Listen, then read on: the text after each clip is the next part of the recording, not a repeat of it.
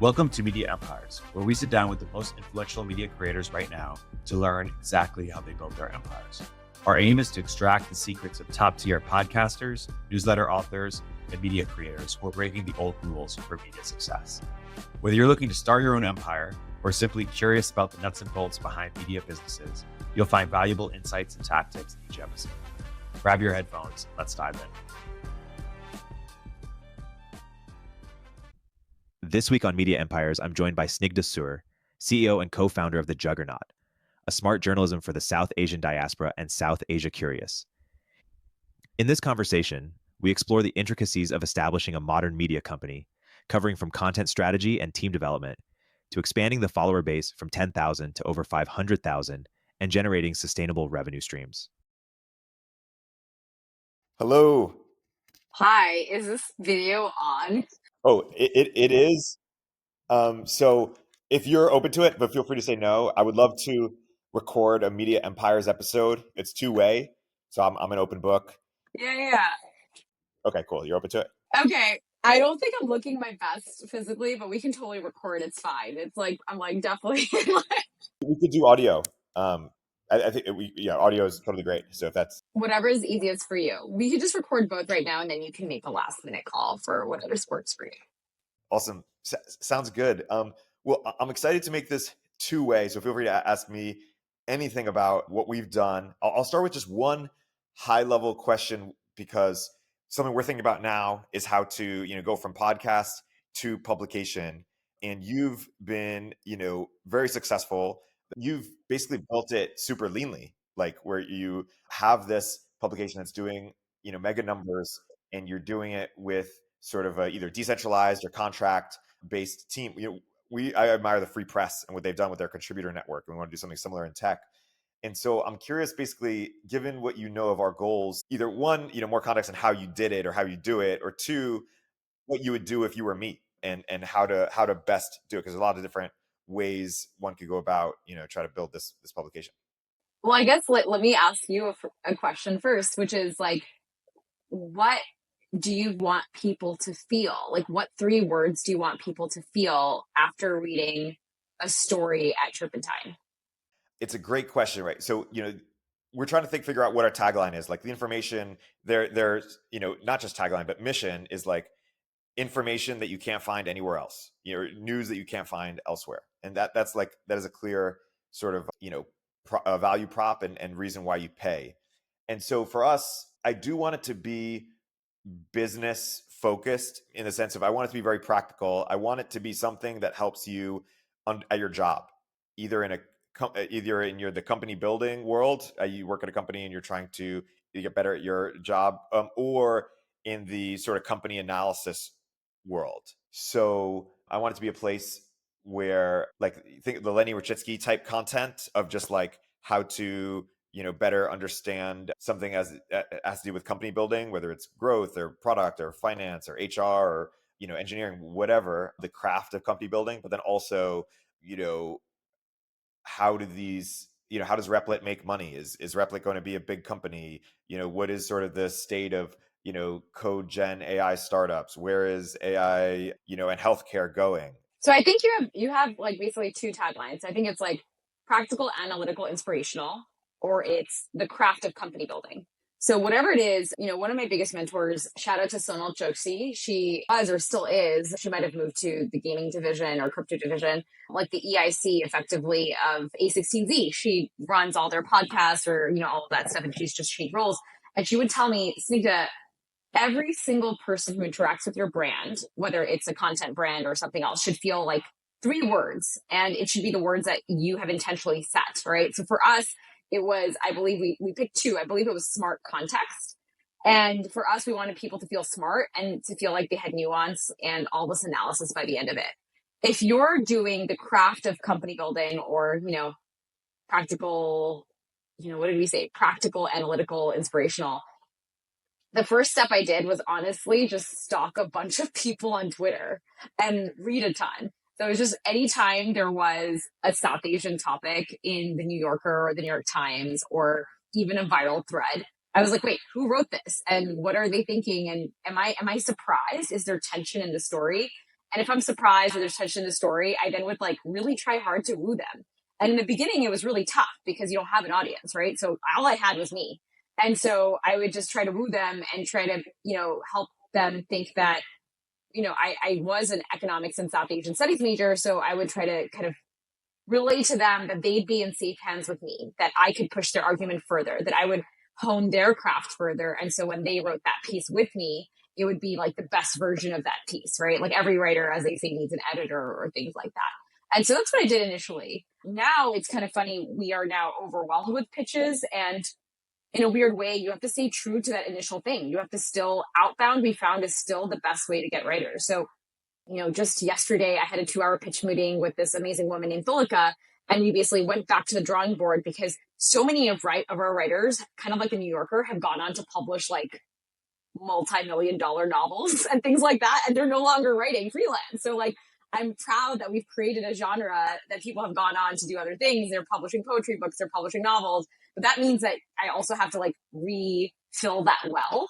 And so that's what can get exhausting. So it's like, how do you then go and find newer writers who can still fulfill your mission? So a lot of it is like, sometimes I'm going back to older writers, older tenured writers who wrote for us in the beginning. They wrote a book and then they're like, wait, I'm in between edits. I can come back and write a few pieces.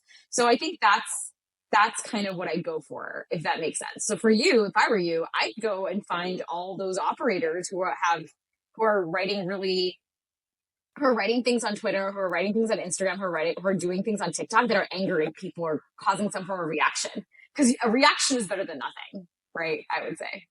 And so I think I've done that, or just meaning I think I've spent a lot of time. I think I've identified so I think I've done maybe step 1, which is identify who we want writing for us. And now I'm wondering, should I just like republish old stuff that they've written that kind of, because they didn't have big distribution, didn't kind of take off, or, like some of the stuff is evergreen. I hope you mentioned a lot of your content is evergreen. I hope a lot of Lenny's stuff is evergreen. I hope we can do that too. But then I'm curious, what are we offering them? Are we paying them? Some of them aren't as motivated by money because this, it's not they're just doing distribution for their company. Yeah. How have you worked with these people once you do find them, once you do step 1? Yeah, so we had a little bit more of a traditional model. I guess you're working with a lot of operators or tech folks, like you said, who are not motivated by money. For some of our freelancers, the money really helped because it allowed them to have those odd jobs or then finally take the leap to publish their novel or, just have them extra cushion. So as they're writing other things or things like that. So we did pay them. Initially, it wasn't for distribution. Initially, it was mission oriented. They're like, we want to make sure we write these South Asian stories that would go untold.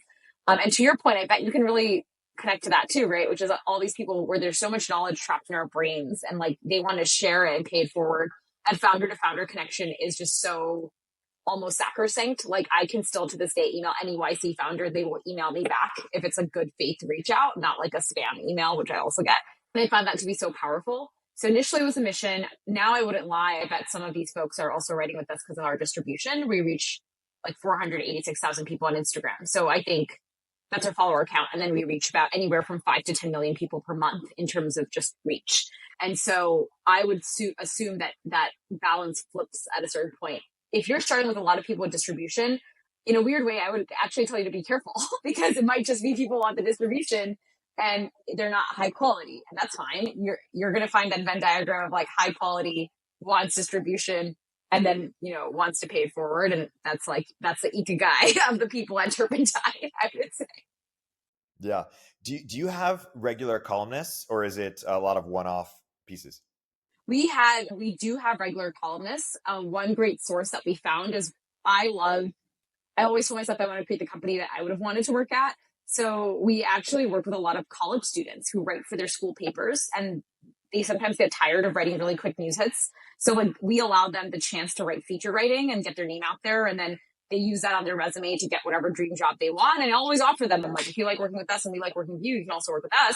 So it kind of creates a great like virtuous cycle where we kind of train them up to write longer form features. That becomes more attractive to people. I think a lot of folks after working with us have gotten jobs at like The Hill or the New York Times. So I guess we're training up all of y'all's people, I guess. But I would look into that. Like there could be really cool folks like budding entrepreneurs in colleges who might want to work with you. I don't know where the question started, but yeah. So in terms of regulars, a lot of our regulars, are college.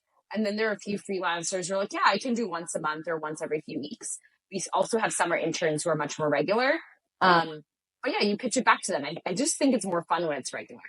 Right. And so at any given point, or any given day, how many pieces do you have in production, or how do you think about sort of like this quantity and what is like the work? Question? Yeah. Yeah, I say you pick the quantity you want to start with and then try to have 3x that. So like in an ideal world, during Diwali season, it's really tough because a lot of our writers and editors are really slammed. They're going to parties and going to stuff and they don't want to write. So I would say this season is kind of tough. So we do re-promote a lot of our evergreen stories. I would say 80 to 90% are evergreen, 10% are new.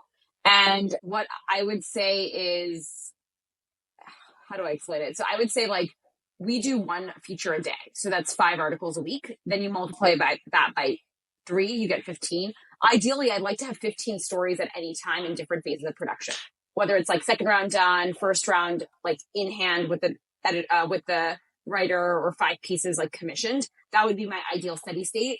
You can't always get there. It's easier to get there sometimes when everything is aligned. I feel like September is a good month. It's like back to school. Everyone's back, ready to go.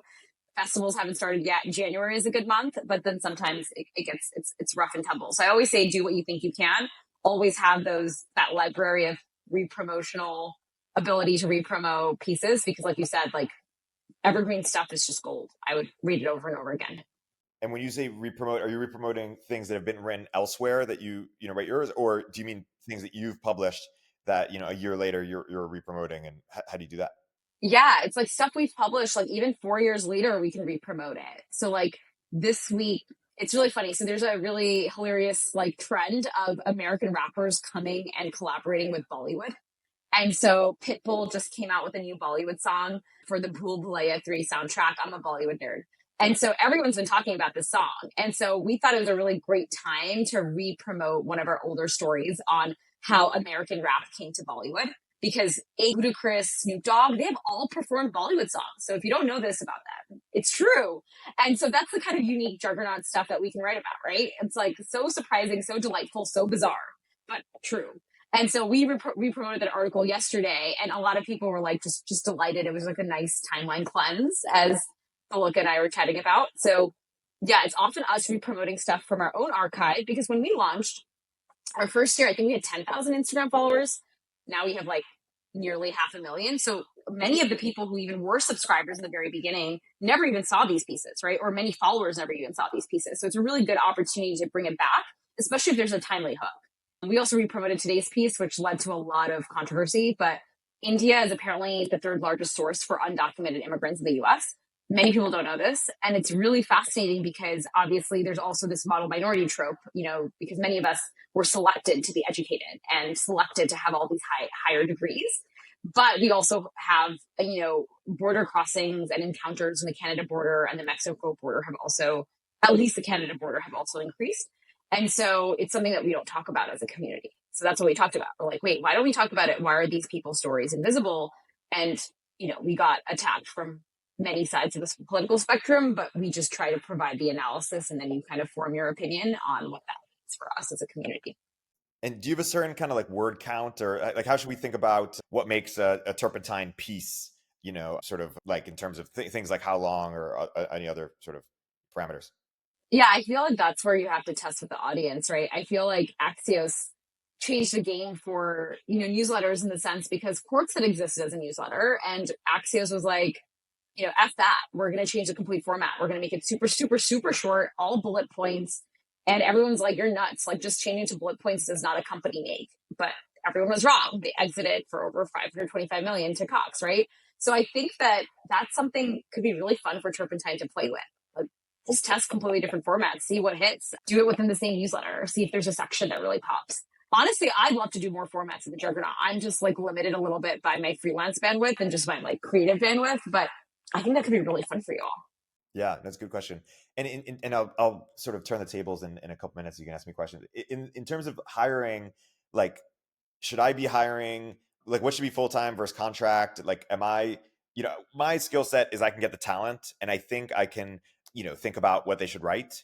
But, turning either a podcast or like a rant over a group chat or an interview with somebody to a blog post or an article is not in my superpower. So sometimes people are going to hand us like fully formed, written thoughts, and we will sort of need to edit them. Other times we'll need to ghostwrite for them basically, or turn something into an article. So with that in mind, like, what if you were me, what would you sort of hire for? What's needed full-time versus contract? How do you think about the team? Yeah, I really believe like maybe I'm a little bit of drank too much of the YC Kool-Aid, but they always say, hire really slow, like exceedingly slow, and hire when you feel like you're falling apart. And that's kind of what I've done. You remind me a lot of myself in terms of, I also like, I'm the one who kind of thinks up the ideas, and I'm like, okay, does this idea seem interesting? Would I read it as a Juggernaut reader? And then trying to kind of find talent to kind of match. So I know like this isn't the most scalable, but do things that don't scale. In the very beginning, I did delegate out the editor function quite early, and I quickly realized that was a mistake because it didn't allow me to understand or get reader feedback or writer feedback quickly enough. And so at the very beginning of whatever you're building, I think you should try to handle as many of the functions as you possibly can, at least like see what's happening, and then kind of delegate out to the stuff that you have the least energy doing, right? Like, I don't know, I guess like that's what's been really helpful for me, which is like, I can write all the pieces if I wanted to, but I just don't have all the time in the day for that. So of course we have freelance writers. Like, editing took me a while to figure out how to delegate. So like we now have 3 freelance editors, but that took me a while to figure out because that was actually giving me a lot of energy and allowed me to have the tightest control over the end product. But I had to learn to let that go too. So I would say delegate as fast as you can understand your business, which is a very weird thing to say. I still run our social media, which is weird. Like, but people are like, why do you run your social media? And I'm like, I actually get a lot of customer feedback. Like, I can see what people are saying, what people get angry about, where there's a disconnect between what we're saying and what they're saying, and also who's reading the article and who's not reading the article. It's kind of interesting. And it's your biggest growth channel, and you're really good at it. So that makes sense. Why not? One day I'd love to delegate that too. So. We'll get back to the conversation in a moment after a word from our sponsors. Our sponsor for today's episode is Carta, the end-to-end accounting platform that's purpose-built to power the strategic impact of the fund CFO. For the first time ever, private fund operators can now leverage their very own bespoke software that's designed from the ground up to bring their whole portfolio together, enabling formations, transactions, and distributions to flow seamlessly and accurately. The end result? A remarkably fast and precise platform that empowers better strategic decision-making and delivers transformational insights on demand, timely K1s, holistic fund performance data, and so much more. Come see the new standard in private fund management at carta.com/investors. That's carta.com/investors. Let's talk about scaling digital commerce for a moment. When Mr. Beast launched Feastables, he faced a challenge of scale. How do you build an e-commerce infrastructure that can handle millions of concurrent shoppers, process transactions instantly, and maintain stability during massive traffic spikes? The answer turned out to be deceptively simple: Shopify. Here's what's particularly interesting from a technical perspective. Shopify has built what's become the #1 checkout platform on the planet. They've created a system called ShopPay that's solving one of e-commerce's biggest challenges: cart abandonment. The data shows it's boosting conversions by up to 50%. If you're into growing your business, your commerce platform better be ready to sell wherever your customers are scrolling or strolling. On the web, in your store, in their feed, and everywhere in between, everything's unified in one robust platform. It's a perfect example of how infrastructure, when done right, becomes a competitive advantage. Upgrade your business and get access to the same checkout system that powers Feastables. Sign up for your $1 per month trial period at shopify.com/acognitive, all lowercase. Nobody does selling better than Shopify. So visit shopify.com/cognitive today. Shopify.com/cognitive. Yeah. Is that also people who work at student newspapers, or where would you recommend I look if I want to delegate that out? The editor one was actually way harder to find. For that, I was looking for, in a weird way, it was a subset of the writers I had reached out to. So it's folks who had reached out to writing, and sometimes because of a certain phase in their life, they might not feel the most creative. So they might be like, hey, I don't want to like come up with article ideas and then go research. I might just want to take a draft and just work with people and edit it. So I actually found them from reaching out to writers. So that could be helpful. The other thing you can do is ask your favorite writers who their favorite editors are. And like, then I would start making a list of who they really recommended. So one of our freelance editors came from this woman I know named Shireen Fatak. She runs a company called Toolkits, which is for B2B, like media and B2B content. And I was like, hey, who do you know who's really good at editing? And she was like, actually, I just wrote a freelance piece for this publication and my editor was great. Let me see if he's like available for freelancing. So much of it is just like complete happenstance and just, which you're really good at, just like talking to a bunch of people and figure out who they really loved. Yeah, that's really interesting. For you, if you already have a podcast, I feel like, and all this media, I wonder if you can just also configure ChatGPT to honestly turn some of the stuff into like the first version. I was just going to ask if you use AI at all in your workflow or think that we should. And yeah, that's one example of something we do. Yeah, we use ChatGPT a lot in our workflow, but never to, how do I explain it, write the original content. It's always to supplement. So for example, one of our engineers actually built a Juggernaut ChatGPT editor. So we fed it like 100 raw Juggernaut drafts. And then like, I don't know if it was 100. It was anywhere from 10 to 100. Maybe he stopped at 20. I don't know. Whenever it got good. And then we fed it the final product of those same drafts. And so now we have a very, very kind of cool initial Juggernaut editor, which we can drop in a first draft, a raw draft we get from a writer. It'll apply all the Juggernaut style changes, punctuation, all that good stuff. And, you know, no passive sentence, all active sentences. So it gives you a first walking off point. Similarly, we'll feed it like our head deck and be like, hey, can you make this headline and the subhead way better? And then it'll generate 10 options and they're usually not that great, but you can, as a human, can look at it and be like, does this inspire something else? How else do we use it? We definitely use it for double fact checking. So we'll use Grammarly for checking grammar and pronouns and all that good stuff. And then we'll also use ChatGPT to do a final check, like for repeated words, any misspellings, any factual errors. So it's more kind of like a helpful control than it is like a generator. But if you already have existing content, I feel like that's a great use case to like take my amazing podcast and turn it into a first form piece. And then if you want, but you should come up with what that turpentine end product looks like, feed it a bunch of raw scripts and then finished products that you think is compelling and has led to subscribers, and then kind of use that as your turpentine editor. Yeah, it's interesting. Just one example that supports something you were talking about earlier. There's this venture firm called Contrary that has this research arm where they just sort of do deep dives on companies, and they use mostly volunteer college students who are trying to get into venture as a way to like build, and maybe they pay them like interns or something. I'm actually not sure, but I know it's on the cheap, and they sort of create this arbitrage of people who want to get to venture and can write smart things, and thus deep dives on companies, and thus get this sort of efficient sort of worker set. Yeah, I mean, it totally works or can work. I think you then have to look at the output and see, does it hold a snuff bar? Like, is there still an editor there who's kind of reviewing everything? Because the only thing here is that, like, because they don't have operating or VC experience, like, I didn't know what a DCF was when I was like 20. I'm really unsure if the end product is the highest quality.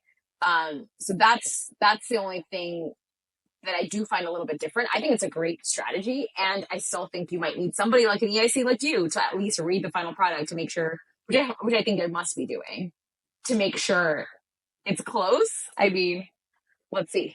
So do you still read every single bit of content that goes out before it goes out? Yeah, I still aim to read every single piece of content that goes out. There have definitely been pieces or stories that I haven't been able to read the whole thing, like when I'm on vacation or when there's an edit from one of our editors. Like, I won't presume to say that and catch myself, but I do try to read as much as I can. I'm there more to kind of make sure it's stylistically consistent, make sure it fits our thesis, make sure that there's some tension and drama, and I get some form of resolution and answer, and there's a nuanced analysis at the end. Cool. Maybe, segueing towards transition a little bit, but like when you look at, you've already built this pretty awesome business, but when you look at the future in years ahead, like what is sort of the grandest sort of, hope for what the Juggernaut becomes, or what it looks like beyond what it is already? Yeah, for me, I always viewed it as more of a brand and a community.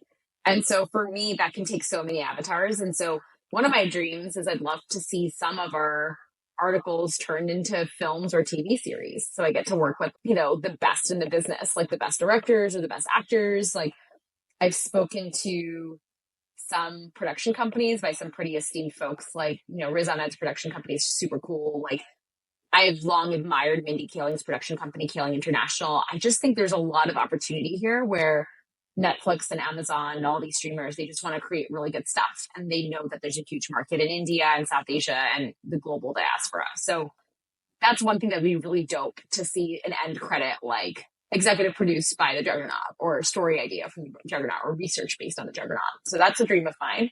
I think the second piece I have is like, I really want a physical space for us one day, like kind of like a Soho House for South Asians around the world. So, have dreamed about that for a while. So I that's kind of how I think that will morph is like, I kind of want us to just be that we're the solution, right? Where, we see that our next generation of kids, they won't really necessarily know the language, may not know the food, may not know how to make the food, may not know why things are happening.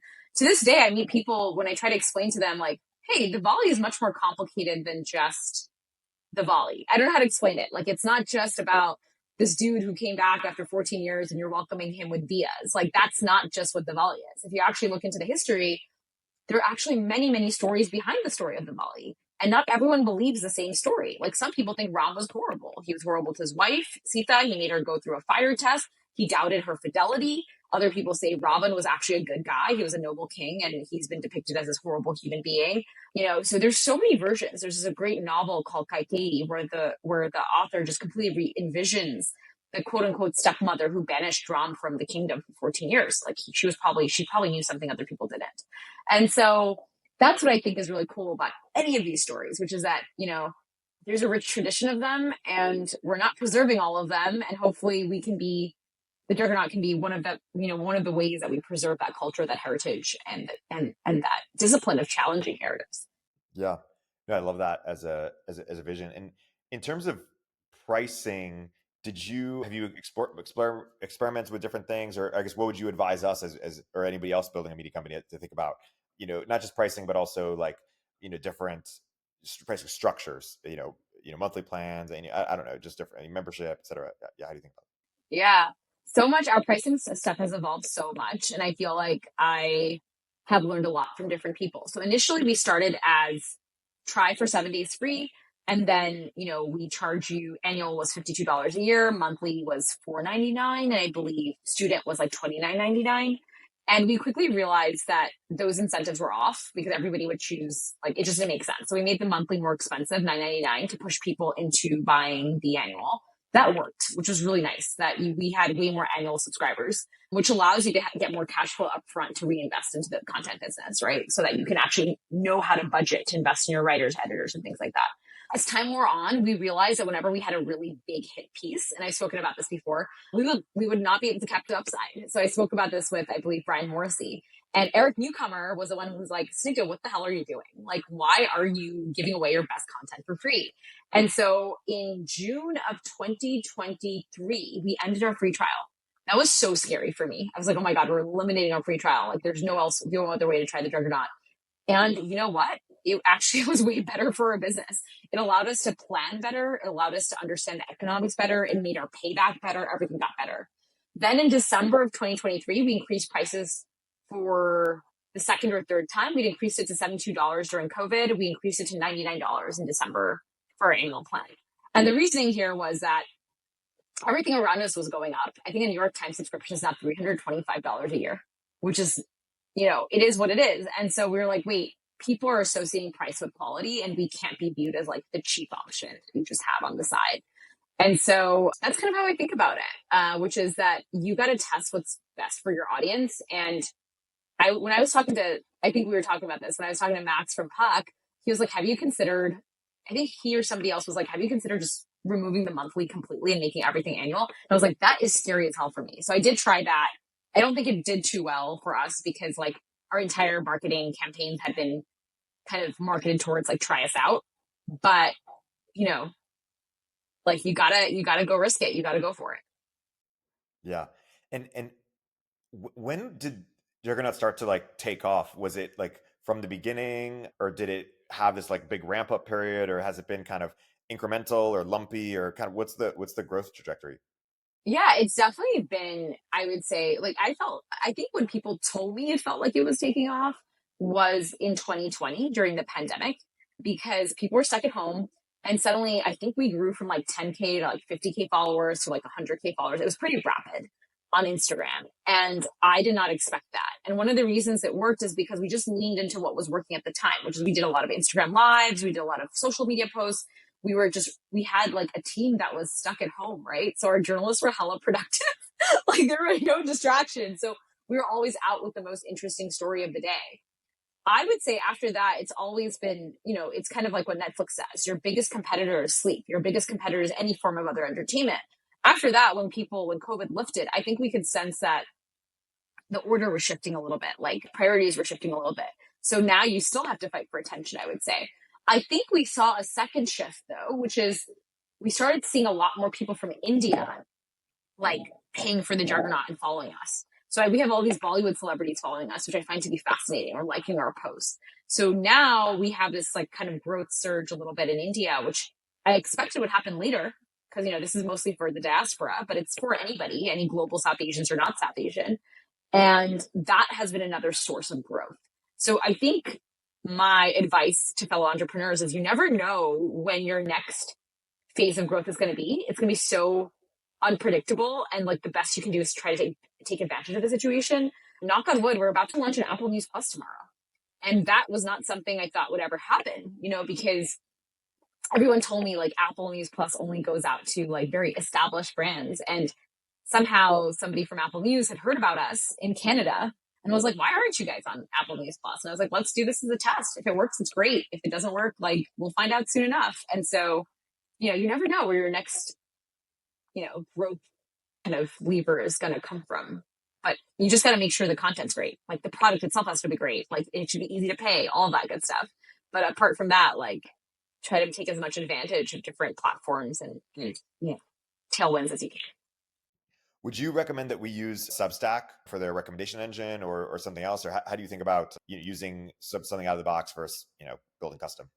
Yeah, well, first of all, Substack is a fellow YC company and, I've met them and they're wonderful people. So I think you have to do what's best for you. I believe the free press is on Substack. I believe there are many, many large publications on Substack. And for some people, it's just really great. From what I hear from the free press, they don't have an engineer on staff at all. We're much more of like a YC techie company. So like, that was important for us. But if that's not important, if like you'd rather use the money for, hiring more writers or other stuff, like go for it. Like go use Substack, right? I think that's like one of the best things I've heard from people is that you just set it and forget it. And the team is really helpful and helps you grow. And, you enter that ecosystem, that distribution problem is solved. And at the same time, like you don't have to think about it as much. So it's less customization, but less painful. So they even asked us if we wanted to launch on Substack, but I just felt it was like putting a hat on a hat for us because we're already a Y Combinator company. Like we had to prove that we had the chops and the analytics and, look at our own data. So that was a little bit different for us because we're building our own kind of engine. But for everybody else, I'm like, go for it. We'll get back to the conversation in a moment after a word from our sponsors. Hi, it's Erik. If you're looking to take a deeper dive into international affairs and business strategies, then I highly recommend listening to the new podcast, Dealcraft, Insights from Great Negotiators. Recently called a best podcast pick by The Guardian, Dealcraft features interviews with the world's greatest dealmakers and diplomats, including former Secretary of State Henry Kissinger, Blackstone's Steve Schwartzman, and music industry super lawyer John Branca on their most challenging negotiations. Each episode, host Jim Sebanius, Harvard Business School professor and renowned negotiation expert, shares fascinating deal stories and distills useful insights for listeners to apply in their toughest deals and disputes. New episodes release weekly and explore everything from former Secretary of State Hillary Clinton's negotiations with Vladimir Putin to how Costa Rican diplomat Cristina Figueres saved the Paris climate talks. So don't miss out. Follow Dealcraft, Insights from Great Negotiators on Apple Podcasts, Spotify, or wherever you get your podcasts. You like to optimize things.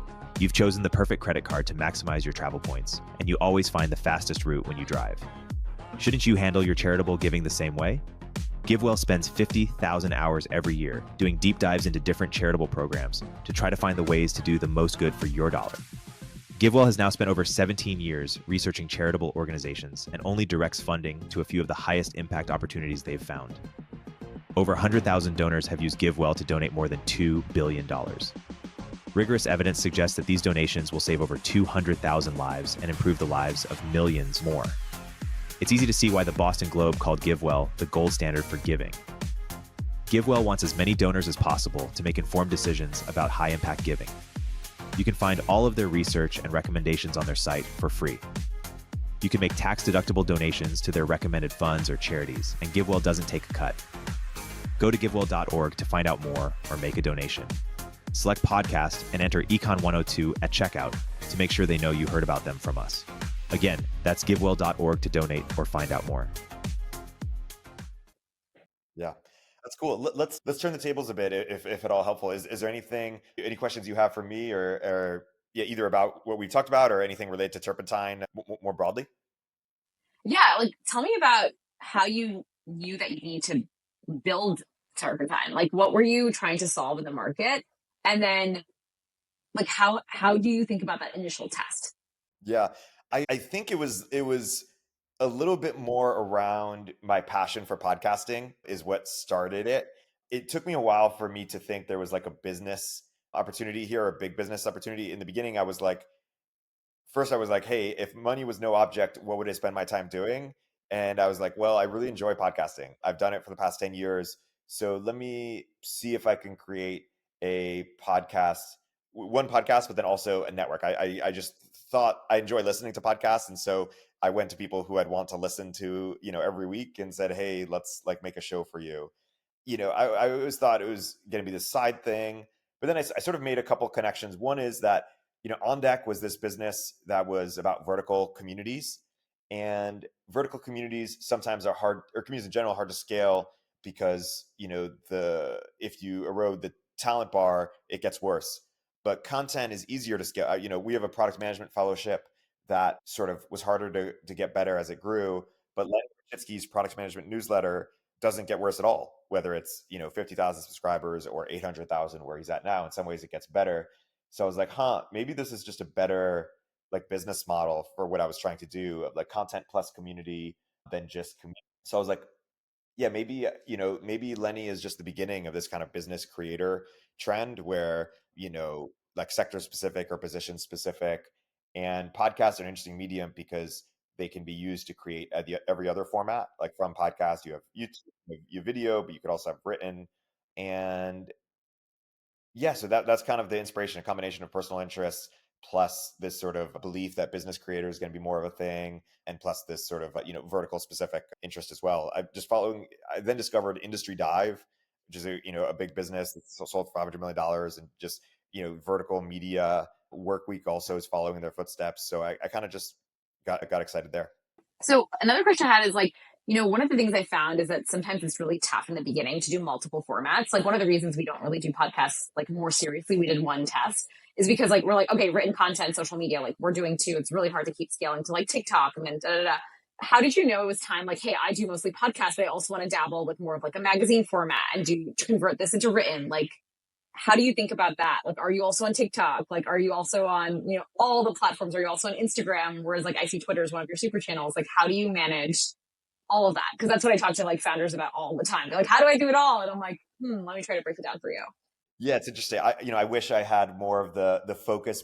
My focus has been more of a necessity than optimization. So to the extent that we're focused, I mean, we've had 20 podcasts over the last year and a half, but that's our only main channel. We have this other sort of professional network product that we launched recently. But in terms of media, we've said we wanted to be in newsletters forever, but just haven't quite figured it out because it was just so much easier to do podcasting because we already had the capability there.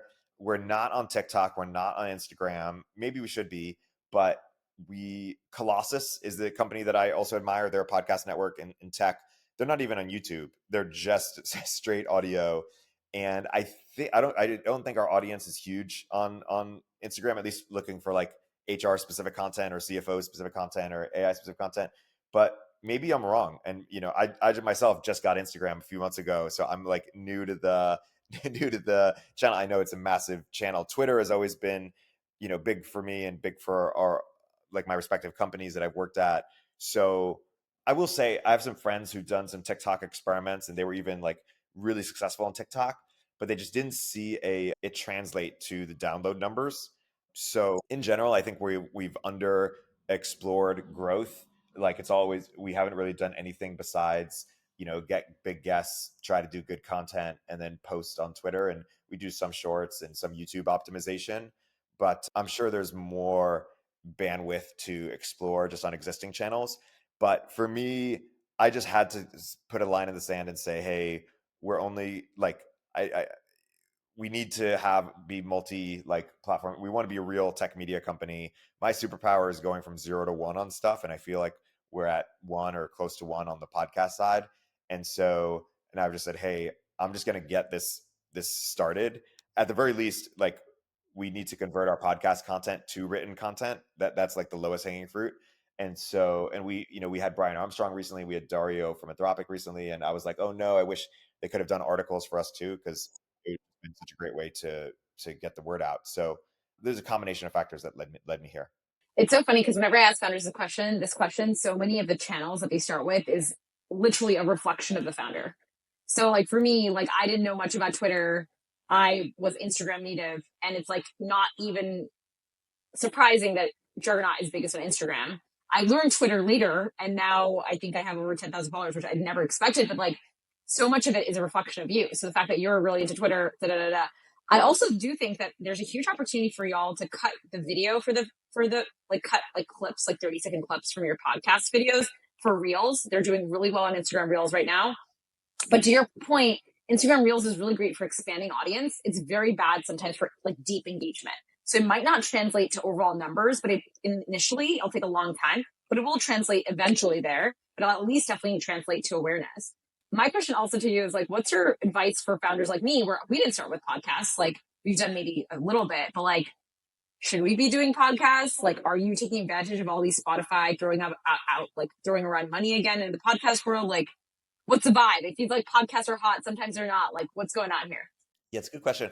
I really like business podcasts, meaning I like our niche of like, we don't have any, mega hit shows. Our biggest shows, do between like 20,000 and 30,000 listens per episode, but, All In is doing like 500K or something, or maybe more. And yet, we're, I think, making pretty good money for our audience size because it's so targeted and because the audience is so valuable. So if you have either targeted audience or a valuable audience to advertisers, I really like the business. Like the Free Press has a podcast arm, which, like it's more consumer focused. So I'm trying using the analogy to yours. The challenge of what they do is it's very expensive. They put a lot of resources into it. I know their audience is really big, so I know people love it. I listen to the podcast. So I say that all to say that like what you would do and what I'm doing, I think are different things, and that we're doing more like business focused podcasts. I think you'd be doing more like consumer and cultural. And the question I just ask is like, what is the ROI? Like it's probably going to be narrative based thing to some degree. And then it's just like, you have to make a lot of money for it to be worth. Like Gimlet used to put a ton of resources into every episode. So that's all to say, I do wonder if there are cheaper versions of things that you could experiment to see if the audience will translate, and maybe even just a season of something. Like I think seasons are the best way to experiment with, like, hey, we're gonna try this for X amount of episodes, and then we'll see what happens after that. And because I think the biggest bottleneck to podcasts is people are like, oh wait, do I have to sign up to do this for the rest of my life? And so a season helps people just kind of get in and out and weigh in, but then be able to sort of ask themselves after, was this worth it? Well, let's talk a little bit about sponsorships, which is, most of our revenue, like 99%, 98 to 90% is subscription. And like sponsorships have been opportunistic, like people reaching out to us directly. I want to change that because I don't think I've ever had to like really flex that muscle. If you were a founder like me or starting out and building out your content business, you do already have a large audience. How do you reach out to the right sponsors who you think would really want to get to your audience? I feel like I kind of have a sense for that list, but also really convince them that, hey, this is worth it. Because I think some sponsors want that immediate effect, but actually so much about our audience is like building that awareness that, hey, South Asians now know you care about them. Because like, you'll be surprised. Like I've gone to sunscreen brands and like, you guys want to advertise to South Asians. They love sunscreen in America, and they really care about it, and they want to know that you care about them too. And like so much of it is like, well, will I get an ROI immediately in this quarter? And I'm like, you shouldn't even advertise with us if you want to do like a Facebook Live thing, like a Facebook performance like thing. But I'm so curious, like, what have you found has worked to win over sponsors? And if you were me, how would you even get that division or that process going? Like, should I be doing it myself? I'm assuming yes in the beginning. But yeah, I'd love to hear about that. Yeah, so I think a few things. So one, the more data you know about your audience, the better. And so honing that part of the business is a good opportunity. I think, one thing we did is we just looked at everyone who sponsors podcasts similar to ours and then just reached out to them. We also are very friendly with other podcast hosts, and we got recommendations, and we share our, with ours, and we invested in these relationships with these brands too. We'll ask them to work with us, and if they don't, we'll recommend other shows too. So, and they're like these agencies that do it too. So we really invested in these relationships. We've done a mix of sort of, annual, multi-month. Sometimes we'll do experiments when we feel confident, but experiments, I mean like short-term ROI stuff. But to your point, yes, some, will only look at, hey, the lead gen from it, and some will have this more brand marketing approach to it. And we're a bit flexible as to that sort of relationship. I sometimes, I think some people are skeptical on podcasts, and it's harder to convince people to start from scratch on a new format if they're not. So we tend to work with companies that already are in the podcast game. For you, I would hone the data. I would, think about who's, like, your audience. What do they buy? Like, what do they, or what should they be buying? Sort of, what are the brands that they, should be working with or are working with? And maybe you even, survey them and get more information. Then I would reach out to these. If you go to some brand who's like, hey, our readers either work with you or have this problem that your company solves, and I think we could have kind of an ongoing relationship where we, drive customers to you. And then I think there are different ways of partnering. It could be, sample sponsorships, could be like combination of sponsorship plus events plus like native content. Even they become like a regular contributor to some degree, and you help like either co-create or ghostwrite content for them.